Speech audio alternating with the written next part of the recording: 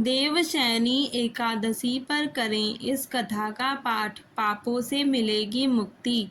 इस दिन श्री हरि विष्णु क्यों जाते हैं पाताल लोक। सनातन धर्म के प्रत्येक माह के कृष्ण और शुक्ल पक्ष की एकादशी पर श्री हरि विष्णु और माता लक्ष्मी की पूजा और व्रत करने का विधान है। आषाढ़ माह में पड़ने वाली एकादशी का विशेष महत्व है। इस दिन से चतुर्मास की शुरुआत भी हो जाती है।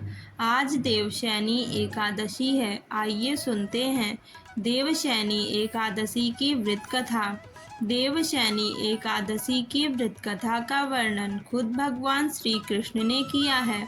शास्त्रों के अनुसार भगवान श्री कृष्ण ने इस वृतांत को धर्मराज युधिष्ठिर को सुनाया था। पौराणिक कथाओं के अनुसार सतयुग में मंधाता नाम का एक चक्रवर्ती राजा राज्य करता था। मंधाता के राज्य में प्रजा बहुत सुखी थी।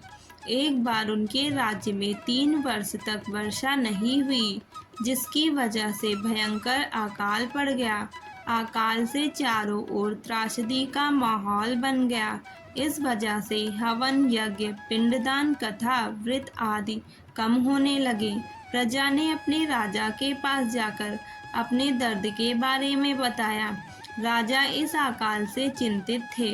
उन्हें लगता था कि उनसे आखिर कौन सा पाप हो गया है, जिसकी सजा इतनी कठोर मिल रही है। इस संकट से मुक्ति के उद्देश्य से राजा जंगल की ओर चल दिए। जंगल में विचरण करते हुए एक दिन वे ब्रह्मा जी के पुत्र अंगिरा ऋषि के आश्रम जा पहुँचे। अंगिरा ऋषि ने राजा की कुशलता और जंगल में आने का कारण पूछा। राजा ने हाथ जोड़कर कहा कि मैं पूरी निष्ठा से धर्म का पालन करता हूँ, फिर भी मेरे राज्य की ऐसी हालत क्यों है? कृपया इसका समाधान करें। राजा की बात सुनकर महर्षि अंगिरा ने कहा, ये सतयुग है। इस युग में छोटे से पाप का भी बड़ा भयंकर दंड मिलता है। ऋषि अंगिरा ने राजा मंधाता को आषाढ़ माह के शुक्ल पक्ष की एकादशी का व्रत करने को कहा। महर्षि ने कहा, इस व्रत के प्रभाव से अवश्य ही वर्षा होगी। महर्षि अंगिरा के निर्देश के बाद राजा अपने राज्य की राजधानी लौट आए। उन्होंने चारों वर्णों सहित इस एकादशी का व्रत विधि पूर्वक किया, जिसके बाद राजा के राज्य में मूसलाधार वर्षा हुई।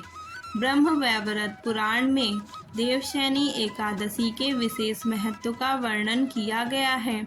देवशयनी एकादशी के व्रत से व्यक्ति की समस्त मनोकामनाएं पूर्ण होती हैं। दोस्तों, यह थी देवशयनी एकादशी व्रत कथा।